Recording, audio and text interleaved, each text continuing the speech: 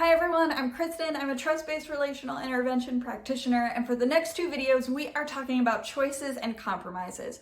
Choices and compromises offer kids appropriate amounts of control over their daily lives. They're easy things that you can incorporate in your interactions with your kids, and they also diffuse potentially challenging situations and keep behavior moving along smoothly.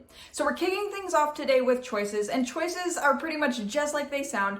You are offering your kids the choice between two equally good options. So you are deciding what those choices are. You are setting the boundaries and the guidelines. So do you want peas or carrots with dinner?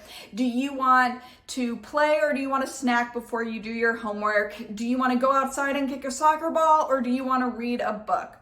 So there are two things that your child decides between.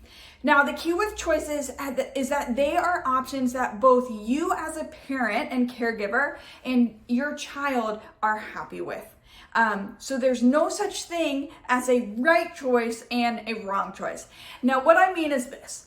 Say you're at the playground and all of a sudden your child starts acting out and they're having a really hard time playing. So you don't say, hey, bud, you can either start playing nicely or we're going home right now. That's not really a good example of two choices. So what you can do instead is you can say, hey bud, I can see you're having a really hard time right now. So do you want to sit right here next to me and I can give you a piece of bubble gum that you can chew so that can help calm you down for a bit? Or do you want to go over to the swings and I can push you for a bit?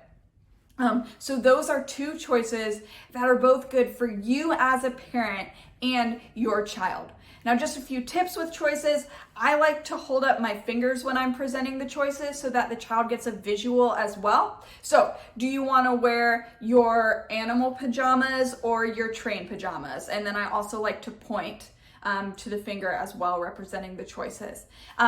If it's a choice that your child can physically grab, so if you're deciding between pretzels or crackers for a snack, don't just have the child physically grab the item, but have them use their words. So instead of them just grabbing pretzels, have them say, I would like pretzels for my snack.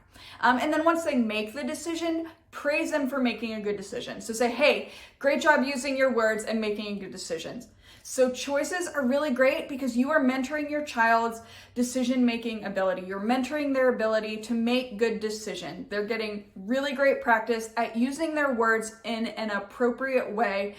You're showing them that their voice matters, and that when they use their words in an appropriate way, you'll help to get their needs met, and you'll listen. And they'll also learn that, hey, safe, caring adults will help to get their needs met.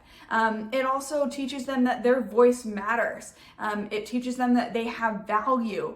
And that's a great way to connect with them and to forge that bond between you and your child. Now, I mentioned earlier that choices are also a great way to keep that difficult behavior moving along and potentially diffuse challenging situations. So an example of this, say it's bedtime and your toddler is playing with his cars and his trains on the floor. You've given him the 5-minute warning for bedtime. So you've gone back in, you've said, hey, your 5 minutes are up. It's time for bedtime. But he doesn't really want to go to bed. So you can playfully incorporate choices. And you can say, hey, you're playing with your cars and your trains, so do you want to choo-choo like a train to your bedroom, or do you want to vroom vroom like a car? You can say, oh, I want to choo-choo like a train. So you can choo-choo like a train to bed. So playfully incorporating choices into these kinds of situations are great, and it works for older children as well.